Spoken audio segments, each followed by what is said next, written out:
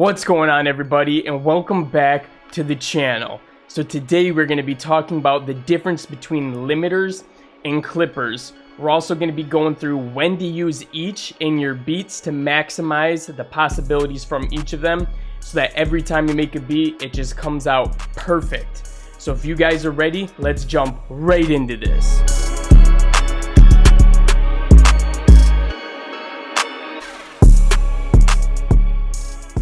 Alright guys, and before we jump into this, make sure to smash that like button and subscribe to the channel if you haven't already, because we're uploading amazing tutorials like this every single week to help you get better in your music production journey. And alright guys, let's jump right into this. Alright guys, so first let's talk about a clipper, and I wanted to pull up this plugin just to give you guys a visualization of kind of how it works, okay? I don't actually use this plugin anymore. I used to use it a lot. Now I just use the Ableton saturator and I use the soft clip option on that one, but I used to use this one a lot and it just is a better way of visualizing it. So what a clipper does compared to a limiter is it actually chops off any of the volume that may be peaking, right? So if you have any gain that's going over 0 dB, what the clipper is going to do is it's actually going to chop it off. All right, what the limiter is going to do is it's not going to let it go over 0, okay? It's actually going to negate the decibels. It's going to push everything back down so that it doesn't go over. This one, with a clipper, it's going to chop it off. So when you have a hard clipper and you have a soft clipper, and the difference between those and why I wanted to use this plugin is so that you could see. So a hard clip is going to be more like this, right? It's not as rounded. And a soft clip is going to do more of a rounded take on that. So depending on what you're using it for, you could use it more of a hard clip or more of a soft clip to get whatever sort of distortion you want to get on it. And that's the second point, is the clipper is going to be used for more of like a distortion sort of effect. When you use a limiter, it's way, way more transparent. And actually, let's look at a visual representation of what that limiter is doing. So if we go ahead and we jump into this ozone, this is the limiter that I use. If we look at this maximizer right here, it's actually going to give us a visual representation of it pushing down anything that might go above 0 dB.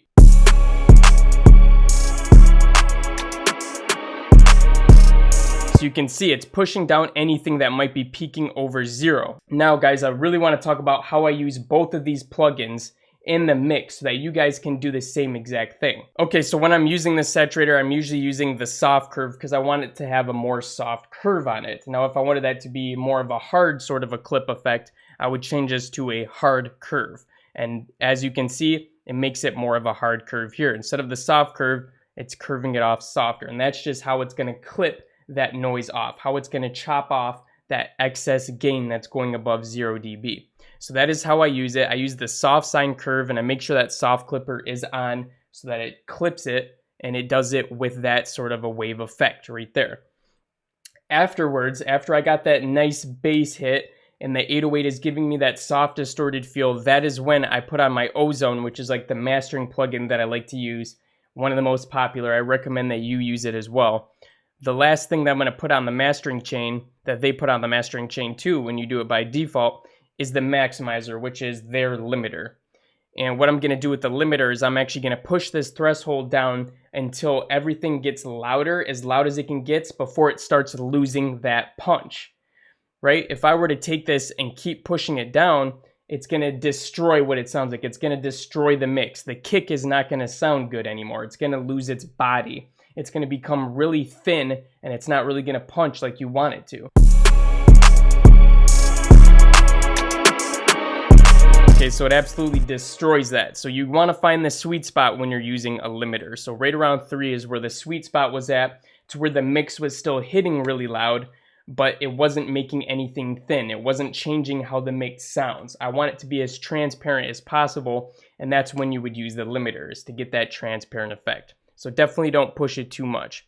And also when you're using a limiter, make sure that the ceiling is not at 0. You want it to be below that. So usually, 0.1 or 0.02, 0.03 at the very least. And you want to do that because on some systems, if it hits right at 0, you may hear some sort of clipping or something unwanted. For the most part, you're not going to hear that on most systems, but just to be careful, that's why you always want to make sure it's under 0. You want it to be just a little bit under there just so it never actually gets up to that 0 point, just in case. All right, guys, so that is the difference between the clippers and the limiters, and also how you can maximize both of them in your beats to get the best possible outcome from each of them.